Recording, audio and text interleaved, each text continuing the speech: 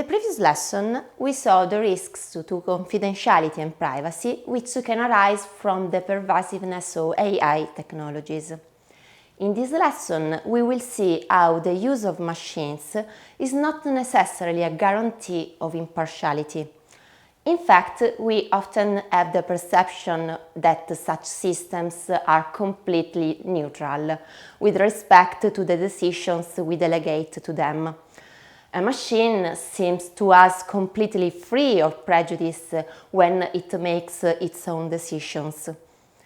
But is this really true? Indeed, AI systems are always developed on the basis of algorithms devised by man. And these algorithms also allow the machine to develop self-learning mechanisms based on information received from man. In short, both in the creation and in the use of AI systems, human contribution is essential. And it is in this context that what are known as algorithmic biases can occur. If not properly monitored, they can even lead to social discrimination. Algorithmic biases and the influence of human cognitive biases, which are patterns of deviation of judgment, are some of the weaknesses of the use of intelligent systems. For example, in the field of facial recognition technologies, some studies have found an accuracy of about 99% in the case of light-skinned men, and only 35% in the case of dark-skinned women. This happens because worldwide the AI algorithms underlying the recognition systems have been developed mainly with data from white or Asian men.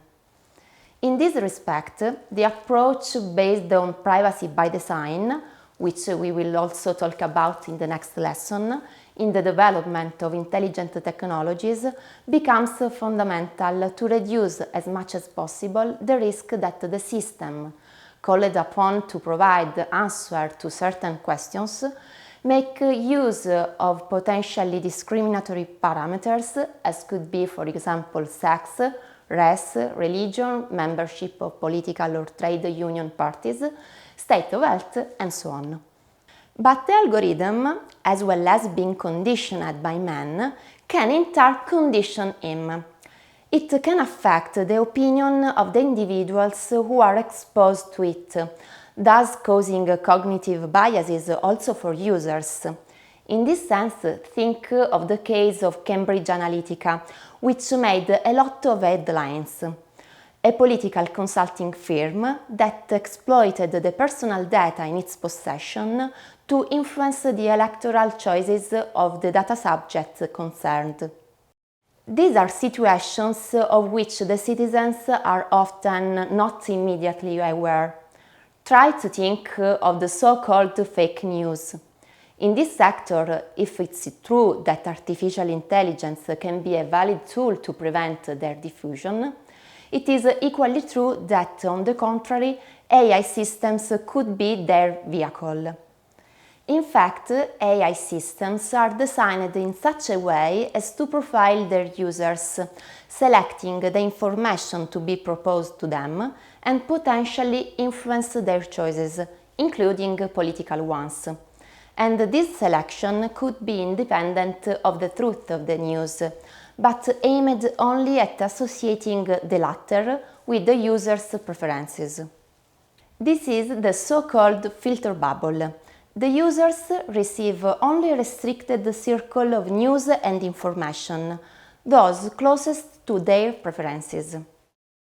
In this regard, someone talks about algocracy to indicate a form of society based on the domination of algorithms and their decisions, stressing the risks deriving from the excessive personalization of the contents and informations proposed to each user, to the point of limiting our full self-determination on our lives, on the use of our data, and in the final analysis on our choices, as well as on the anti-competitive risks deriving from the concentration of economic power in the hands of those who are able to implement and control the most advanced algorithms.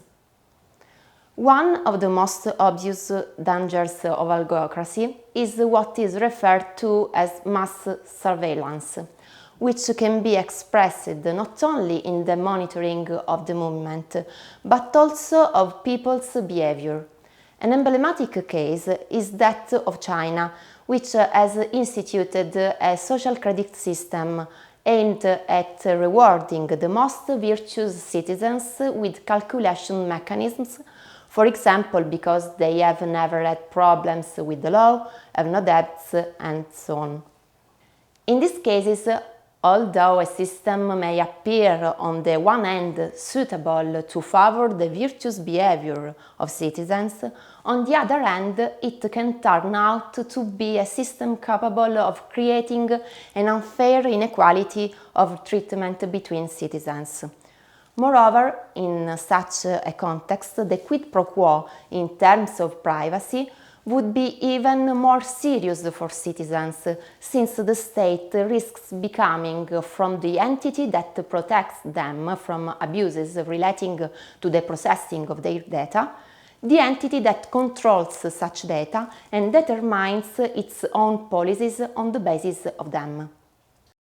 From what we have said, it is clear that the biases inherent in algorithms can lead to the risk of erroneous or even discriminatory automated decisions. In order to avoid this consequence, the solution to the biases is probably in their very cause. Never renounce to intermediation of the human being.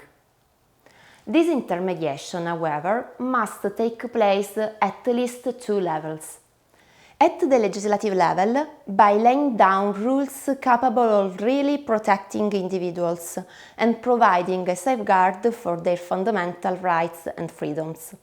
The law must value an anthropocentric vision in the relationship human-machine, where technology is at the service of individuals and not vice versa.